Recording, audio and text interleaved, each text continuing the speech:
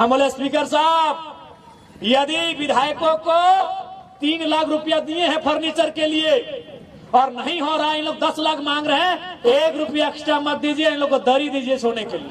मेरे विधायक ना बनने से पहले लोग ये चर्चा करते थे कि विधायक तो दूर की बात है, मुखिया का चुनाव लड़ने के लिए हमें हिम्मत जुटाना पड़ता है कि कैसे लड़े, इतना खर्चा होता है।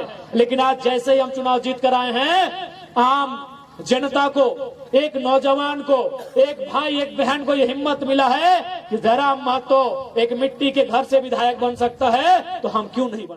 क्या पुरलिया वाले, हम धनबाद बोकारो चास चंदन क्यारी वाले, और आपका हमारा नाता वही है जो अतीत में हमारा नाता है। हम मानभूम का हिस्सा है, गौरवशाली मानभूम का हिस्सा है, हम ग्रेटर झारखंड उस मान का हिस्सा है। इसलिए फिर कहेंगे, आप हमारे दिल में और हम आपके दिल में, यही हमारा नाता है। भले बीजेपी और तृणमूल एक दूसरे को कितनों गाली दे, लेकिन बोल दीजिए कि विधायक लोग को आज के बाद से 10 लाख का सैलरी देंगे, सब बोलेगा बढ़िया नियम बना रहे हैं। जंगल महल के पावन धरती कोनो जिला तोरा नहीं घूरे पारिया, चाहे पुरुलिया रहे, माकुड़ा रहे, मेदिनीपुर चाहे झारग्राम, चाहे बाघमुंडी रहे, बलरामपुर रहे, बंदवान रहे, रघुनाथपुर रहे, पारा रहे या जयपुर रहे, कोनो विधानसभा घूरे पारिया, आज की लोकल स्थानीय स्तर की स्थिति यह है की स्थिति यहाँ सड़क का है, बिजली का है, पानी का है, और सुविधा कर है। कहे जे लोग गिला कोलकाता में बसी के राज्य के चला एक काम करा तो अखनी के कोलकाता के बाहर कर दुनिया देखे लिए नहीं पावा, यदि कोलकाता के बाहर एक दुनिया देखे पड़ता, यदि उन लोगों को कलकत्ता से बाहर की दुनिया दिखती, तो आज जंगल महल से और पुरुलिया से यहाँ भारी संख्या में नौजवान दूसरे राज्यों में, दूसरे क्षेत्रों में पलायन नहीं कर रहे होंगे। इसलिए आप इस क्षेत्र के नौजवानों को अपने वोट, अपने मत की ताकत का आभास कराना है, और इस बार इस क्षेत्र से एक सशक्त आवाज को कलकत्ता के विधानसभा के भीतर पहुंचाना है, जो यहाँ के रोजगार की, यहाँ के शिक्षा की, यहाँ के स्वास्थ्य व्यवस्थाओं को सटीक और मजबूत करने की बातों को रखे। ऐसे नौजवानों को विधानसभा तक लेकर जाने की आवश्यकता है। आज आप जानते हैं, आप सभी जानते हैं कि आज हमारे देश की स्थिति क्या है, आज परिस्थिति क्या है, और इस परिस्थिति का, इस स्थिति का कारण क्या है, ये सभी जानते हैं।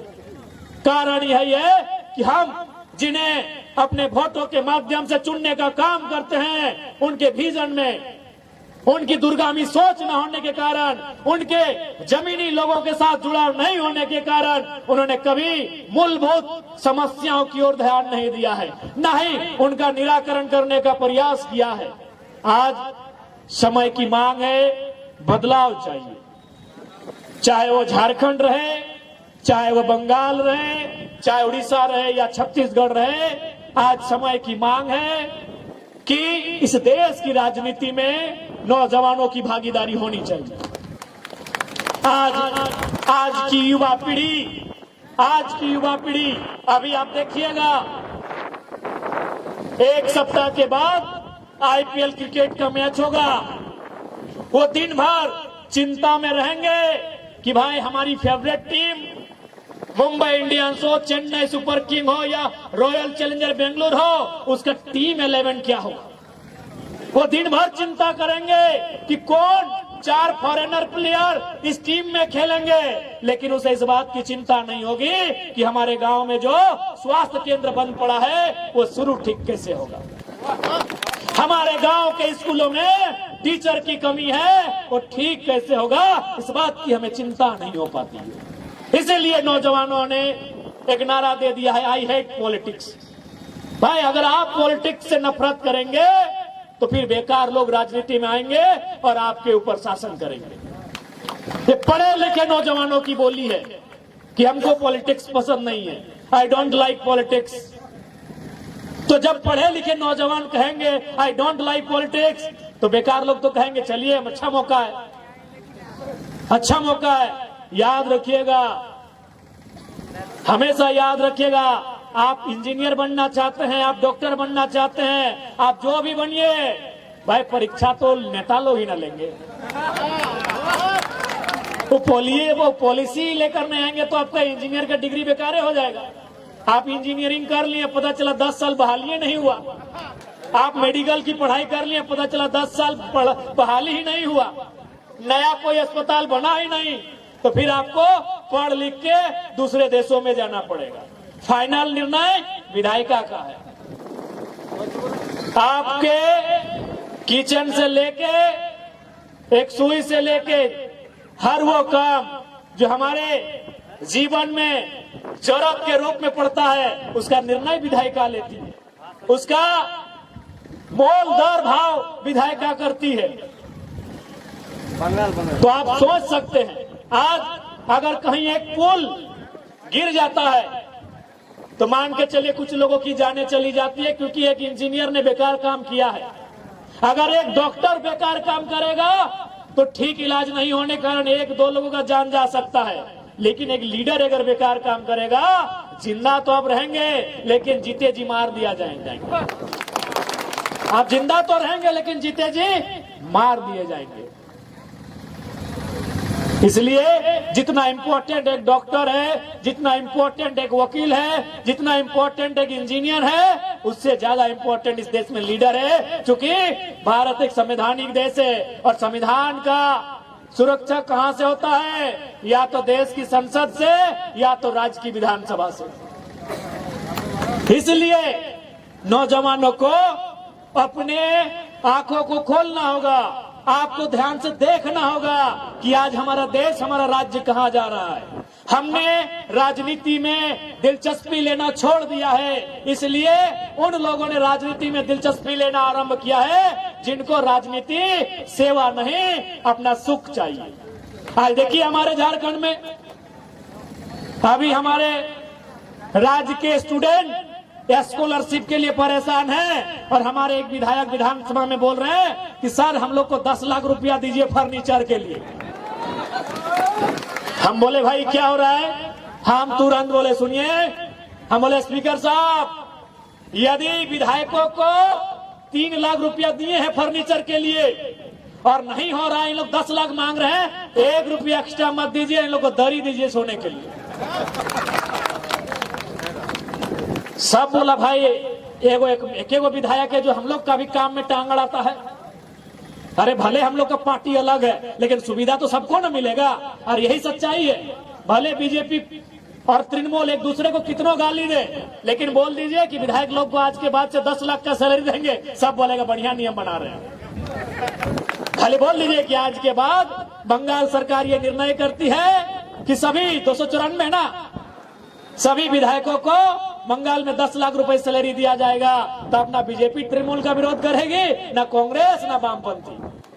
लेकिन आज झारखंड में जैसे ही एक विधायक ने कहा कि 3 लाख से 10 लाख बढ़ा दीजिए हम लोग को फर्नीचर का खर्चा, हम बोले दरी में बिछा के सोइए। जब तक राज्य के स्टूडेंट को स्कॉलरशिप नहीं मिलेगा, जब तक पढ़ने वाले बच्चों को पैसा नहीं देंगे, 1 भी रुपया विधायक को नहीं मिलना चाहिए।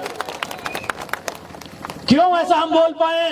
हम आपके बीच से विधानसभा जाते हैं, हम गांव से होकर विधानसभा जाते हैं, हम लोगों की दुखों तकलीफों का सामना करके विधानसभा जाते हैं। आज आप देखिएगा झारखंड में हमारे विधायकों को 4 करोड़ 32 लाख का घर मिला है, 4 करोड़ का।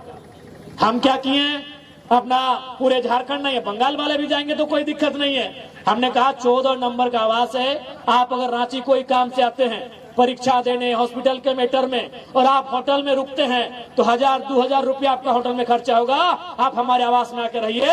आप यहाँ ये आवास भले विधायक को मिला है लेकिन हम जनता को सौंपने का काम करते हैं। और आप देखे होंगे एक के दिन में 50 गो 100 गो लोग आके और रहने भी शुरू करेंगे। और हमारे असेंबली का भी कोई नहीं, हमको वोट भी नहीं दिया है, लेकिन उनको विश्वास है कि विधायक वोट लेने वाला और देने वाला नहीं, जो प्रॉब्लम में है उसकी मदद करता है। ऐसा क्यों हुआ? मैं एक नया लड़का राजनीति में आया है। आज झारखंड के विधायकों को 2,13,000 रुपया मंथली सैलरी दिया जाता है। पता नहीं आपके बंगाल में कितना मिलता है, झारखंड से थोड़ा कम ही मिलता होगा।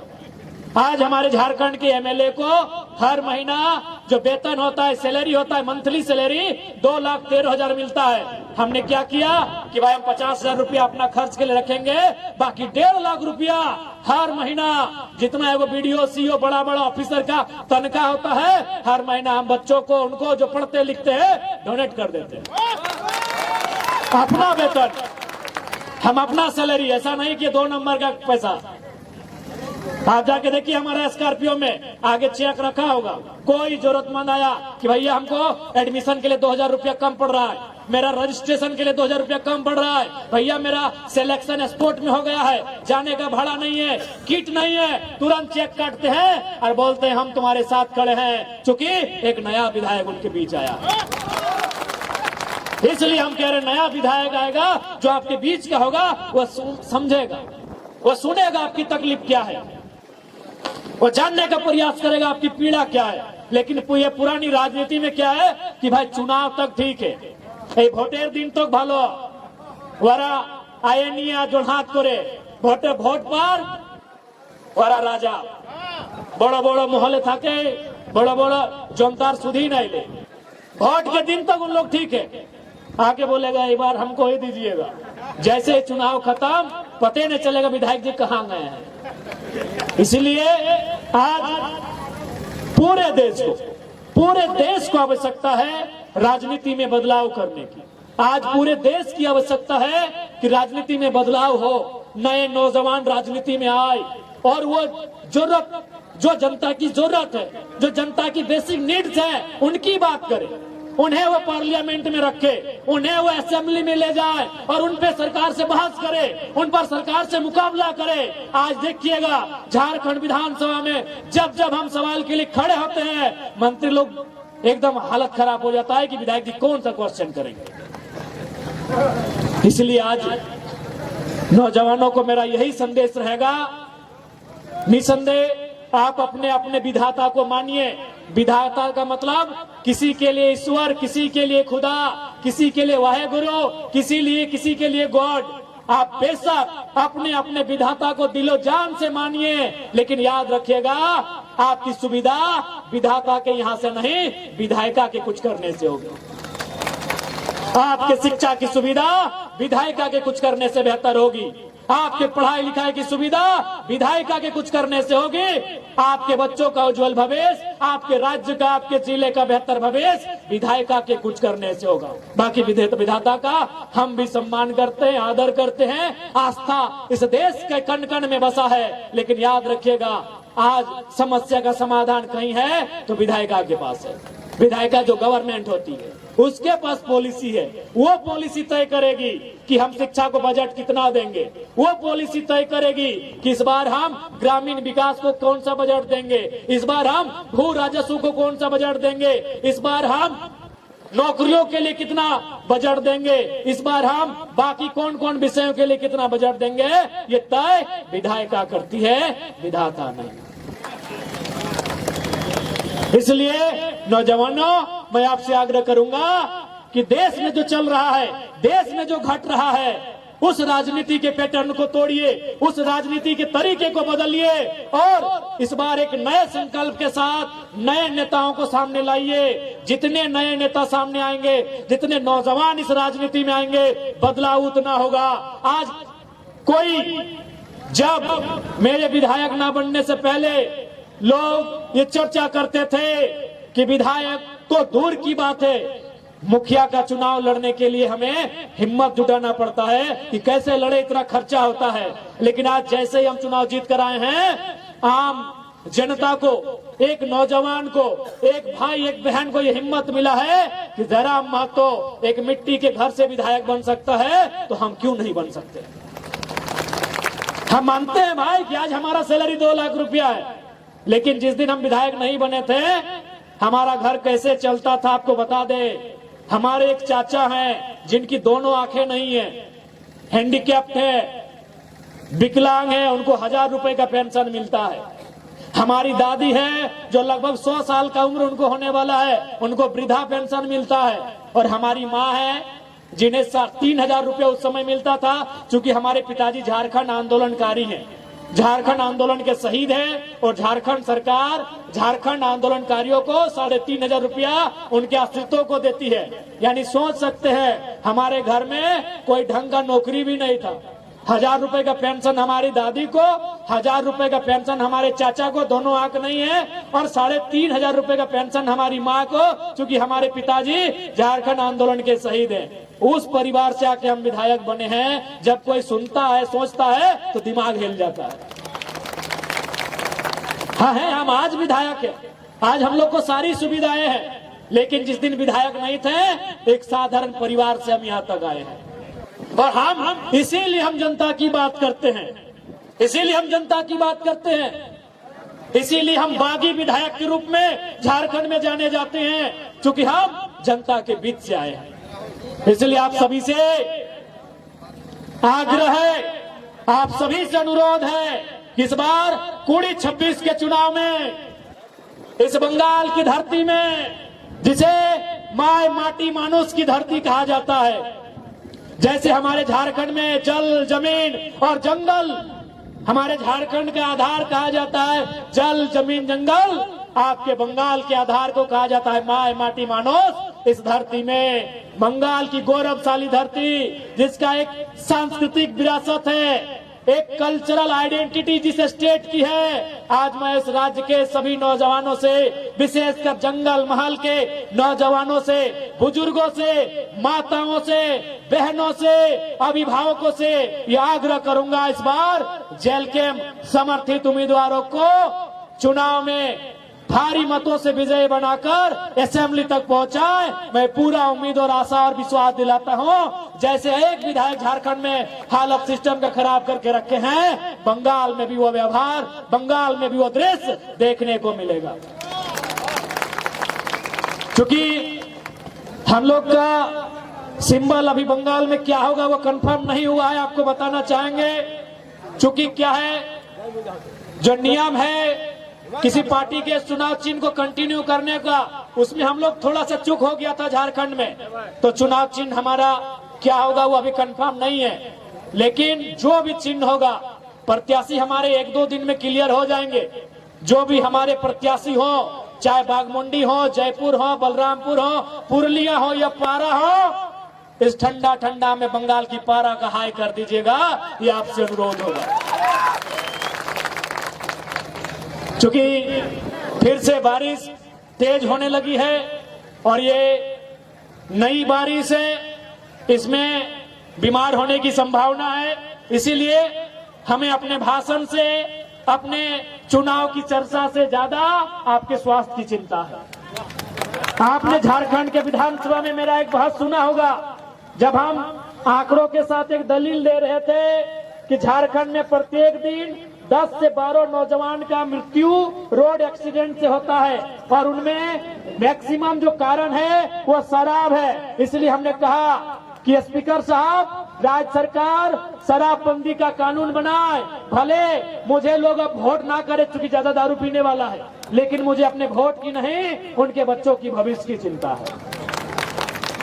हम विधायक नहीं बनेंगे तो कोई फर्क नहीं होगा, लेकिन इस राज्य का 10-12 को नौजवान जो रोज मर जाता है, उसका जिंदा रहना मेरे विधायक बनने से ज्यादा जरूरी है। इसलिए आज ये बारिश की बूंदे हैं, हम लोग कार्यक्रम फिर करेंगे। आपका स्वस्थ रहना हमारी राजनीतिक रैलियों से ज्यादा आपका बीमार ना होना जरूरी है। इसलिए हम नहीं चाहेंगे कि ज्यादा अपने भाषण को आगे बढ़ाए, क्योंकि बारिश फिर से स्टार्ट हो चुका है। आपने अपना कीमती समय दिया, इसलिए सभी का धन्यवाद। और फिर कहेंगे, भले बीच में वो रेखा है झारखंड बंगाल बॉर्डर, लेकिन दिल हमारा वही है। आप हमारे दिल में रहते हैं, हम आपके दिल में रहते हैं। हमारा और आपका नाता बस इतना सा है, हमारा और आपका नाता बस इतना सा है कि आप पुरलिया हैं, हम धनबाद हैं, और दोनों का अतीत मानभूम है। हमारा और आपका यही नाता है कि आप पुरलिया वाले, हम धनबाद, बोकारो, चास, चंदन क्यारी वाले, और आपका और हमारा नाता वही है जो अतीत में हमारा नाता है। हम मानभूम का हिस्सा है, गौरवशाली मानभूम का हिस्सा है, हम ग्रेटर झारखंड उस मान का हिस्सा है। इसलिए फिर कहेंगे, आप हमारे दिल में, और हम आपके दिल में, यही हमारा नाता है। कार्यक्रम फिर होंगे, बारिश बढ़ रही है। पुनः आज के इस कार्यक्रम में उपस्थिति के लिए सबसे पहले पुरुलिया जिला टीम का धन्यवाद, हमारे बंगाल जिला के दोनों प्रभारी का धन्यवाद, मंच में मंचासीन जेलकन के सभी पदाधिकारी, उनका भी धन्यवाद, मीडिया के सभी साथियों का